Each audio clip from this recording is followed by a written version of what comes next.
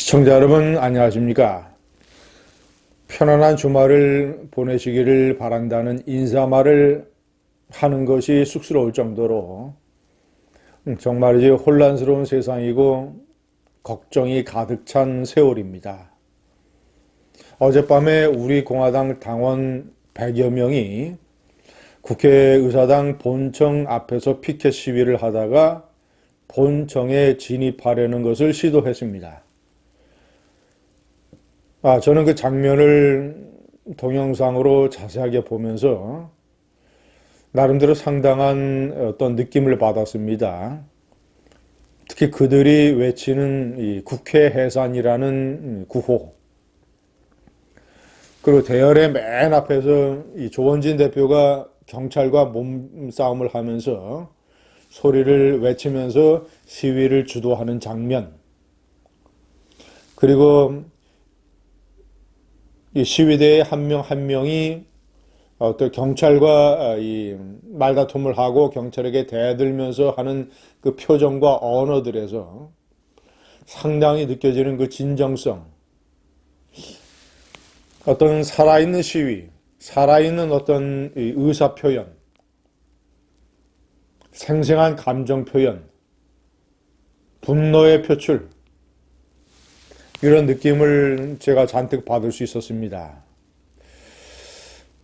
특히 저희 국회 해산이라는 이 충격적인 언어, 물론 처음 나온 것도 아니고 여러 번 무슨 이런 얘기들이 많이 나왔지만 진정으로 얼굴에 분노와 경멸과 이런 뜻을 담으면서 외쳐대는 이 20대 국회 해산, 너무나도 마음에 와닿는 구도였습니다. 정말이지 이 20대 국회는 한국 현대 정치사에서 최악의 국회, 아주 민주주의의 근간을 뒤흔드는 이런 국회로 기록이 될 것입니다. 선거제도, 선거에 관한 룰을, 선거를 몇 달 앞두고 제1야당을 빼놓고, 그러니까 우파 정당을 빼놓고 좌파 정당끼리, 군소 정당끼리 다 합쳐서 좌파 연합을 만들어서 아예 룰을 바꿔가지고 이 좌파 정권을 영구히 지속시키겠다고 하는 것. 그 이면에는 의석수 나눠먹기, 적당한 이권 나눠먹기, 예산 나눠먹기, 이런 아주 이 비열하고 추잡하고 수준 낮은 음모가 자리 잡고 있다는 것. 국회는 입법부는 이 삼권 분립 중에서 민주주의의 근간을 이루는 대의민주주의의 중요한 장치입니다. 이 장치를 이용을 해서 정치 집단들이, 특히 저희 좌파 세력, 더군다나 제가 3번에 명기를 했습니다만은 이 배신자 세력들이 가세한 이런 국회가 완전히 국기를 근본서부터 뒤흔들고 있다. 따지고 보면 축구 경기에서 이 챔피언이 된 세력이 그 협회와 짜고 아예 축구 경기의 룰을 바꿔버리는 겁니다. 승자가 된 챔피언 팀은 차기 이 챔피언 방어전에서 교체할 수 있는 선수가 10명이다. 반면 이 도전자는 교체할 수 있는 선수가 2명이다. 이런 식으로 아예 룰을 바꿔버리는 겁니다. 그 국회 해산이라는 이 단어가 얼마나 감동적으로 다가왔느냐. 1987년에 호헌철폐, 대통령 직선제를 요구를 해서 6.29 선언을 이끌어냈던 6월 시민혁명의 구호, 호헌철폐, 그 구호. 2004년 노무현 이 좌파 정권이 오만과 자만에 빠져서 4대 악법을 추진했던 것에 대해서 엄동설안에 아스팔트 반대 투쟁을 벌였던 박근혜의 야당 세력, 그 야당 세력과 기독교 재단들이, 이 기독교 사학재단들이 연합을 해서 거대한 반대 투쟁을 벌이면서 외쳤던 악법 철폐, 이 구호만큼이나 또 이 상당히 나름대로 이 의미를 가지고 충격적으로 와닿습니다. 2019년의 구호는 뭐가 돼야 될 것인가? 문재인 퇴진, 국회 해산,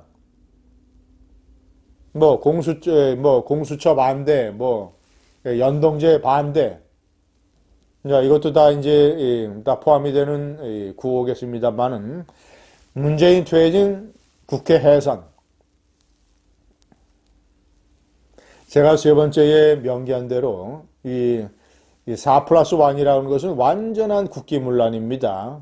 우선 첫째는 이념적으로 좌파 세력들이 연합을 해서 편법, 꼼수를 써서 좌파 정권을 영구화하겠다는 것, 뒤에서 의석과 이권과 예산을 나눠 먹는다는 것, 더군다나 이 대한신당이라고 하는 것은 이 교섭단체도 아닙니다. 정당도 아닙니다. 그런데 버젓이 참가를 해서 자기 몫을 주장하고 목소리를 내고 있습니다. 더 심각한 것은 이 연동형 비례대표의 가장 큰 혜택을 받는 정의당이 의석을 16, 17석으로 늘리게 된다면 급진좌파 최루탄을 뿌렸던 김선동 공중부양으로 뛰어올라서 국회 부장실 탁자를 내리밟았던 사건, 이런 완전히 급진좌파 반미 투쟁가들이 대거 제2, 제3의 이석기, 내란선동, 이런 주체 세력과 비슷한 세력들이 대거 국회에 진입을 할 것이라는 것을 의미합니다. 이런 엄청난 사태에 공모자, 주범, 손학규, 우파 정당으로부터 배신해 나간 대표적인 배신자, 정동영, 집권 여당 노무현 정권의 대통령 후보였던 사람이 완전히 더 급진좌파 탈레반으로 변해서 이 평화당이라고 하는 호남을 기반으로 하고 있는 호남의 유권자들을 호남 유권자 표심을 일종의 볼모로 삼아서 몇 석이나 더 차기 선거에서 건져보려고 하겠다는 얄팍한 계산의 주인공 정동영, 박지원, 4억 5천만 달러 대북 비밀 송금 사건의 주역, 국가안보를 위험에 빠뜨리고 그런 식으로 이 나라의 주적을 도왔던 이 인물이 대통령 비서실장을 하면서 두 개의 재벌 기업으로부터 1억 원의 뇌물을 사우나에서 챙겼던 이 인물이 목포라고 하는 특수한 지역구를 기반으로 해서 다시 국회에 들어와서 또 다시 다음 국회 때 국회에 진입을 하려고 이런 꼼수를 부리고 있습니다. 시청자 여러분, 16일서부터는 비상 중에 비상입니다. 자, 일단은 이 4+1이 자신들의 이해관계가 걸려서 선거법 개정안에 대해서 제대로 합의를 못 봤기 때문에 이 임시국회가 회기 종료되는 것이 연장이 됐습니다. 임시국회가 언제 종결이 될지 모릅니다. 다음 주 월요일 16일이 될 수도 있고 17일이 될 수 있고, 그런데 중요한 것은 임시국회 종료가 되면 필라베스터 투쟁도 이제는 무력화되고 다음에 초단기 임시국회가 열리게 되면 선거법 공수처를 강행해서 밀어붙이게 됩니다. 16일서부터는 진짜 비상입니다. 제가 오늘 제목에 단 것처럼 이제는 광화문 집회가 아니라 이제 오늘까지는 한국당이 주최하는 광화문 집회, 그리고 그 옆에 전광훈 목사 세력의 이 구국혁명본부가 주최하는 또 이 광화문 집회, 두 개의 집회에는 오는 토요일 많은 사람들이 참석을 해서 정말이지 10월 3일, 10월 9일, 10월 25일, 10월 혁명의 분위기를 재현을 해야 되는 아주 간절한 바람이 있는 것이 사실이고, 그러나 다음 주서부터는 16일서부터는 우리 공화당이 한 것처럼 이 수십만의 군중이 여의도를 마비시켜야 됩니다. 국회 번총 만약에 경찰이 국회의사당 진입을 철저히 봉쇄한다면 국회 앞에 대로를 완전히 점령하는 수십만의 지휘대가 여의도를 완전히 뒤엎어야 됩니다.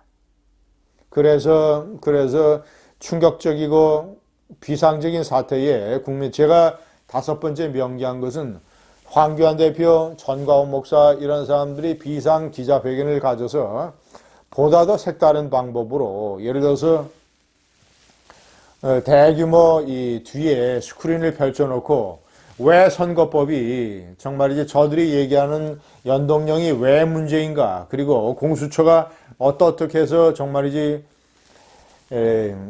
이 한국의 사법제도를 위협을 하는 이 좌파 정권의 음모인가를 자세하게 설명을 하는 특별 비상기자회견을 가질 필요가 있습니다. 다음 주부터는 진정 비상기간입니다. 감사합니다.